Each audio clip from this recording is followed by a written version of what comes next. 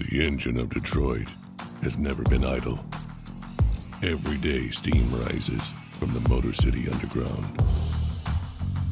Each drop of Detroit Steam Vodka is handcrafted with the same passion that went into the foundation of this city. We will not falter in our dedication to bring you a product that embodies the spirit of Detroit. This is Detroit Steam Vodka.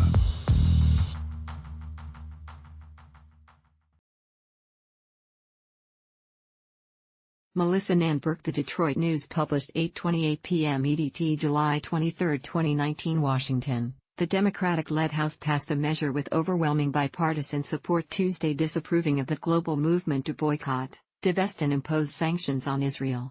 The vote was 398 to 17, with Michigan's delegation largely in support. But the resolution split Democrats with Reps. Rashida Tlaib of Detroit, the first Palestinian-American woman in Congress, and Debbie Dingell of Dearborn voting no. Newly independent Representative Justin Amash voted present. The campaign to boycott, divest and impose sanctions on Israel, known as BDS, is intended to put financial pressure on Israel over its treatment of Palestinians and the occupation of the West Bank.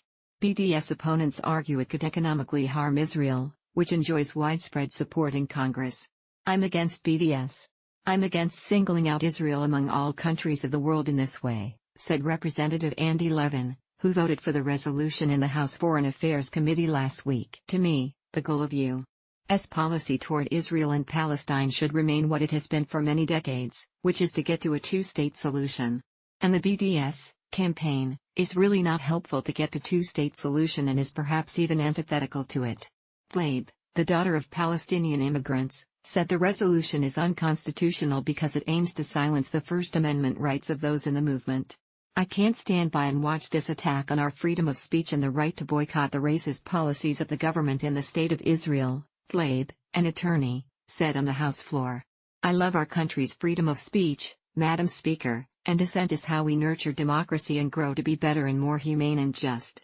The resolution, she said, sets a dangerous precedent that attempts to delegitimize a certain people's political speech and to send a message that our government can and will take action against speech. Levin disagreed with Tlaib that the measure infringes on free speech. "This is a sense of the House that BDS is not helpful. It's not saying boycotts in of themselves are bad, right? It's not saying divestment campaigns are bad.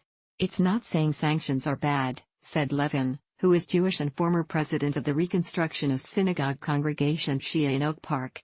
"It's really just about singling out Israel in this way." Tuesday's vote comes as Tlaib and Rep.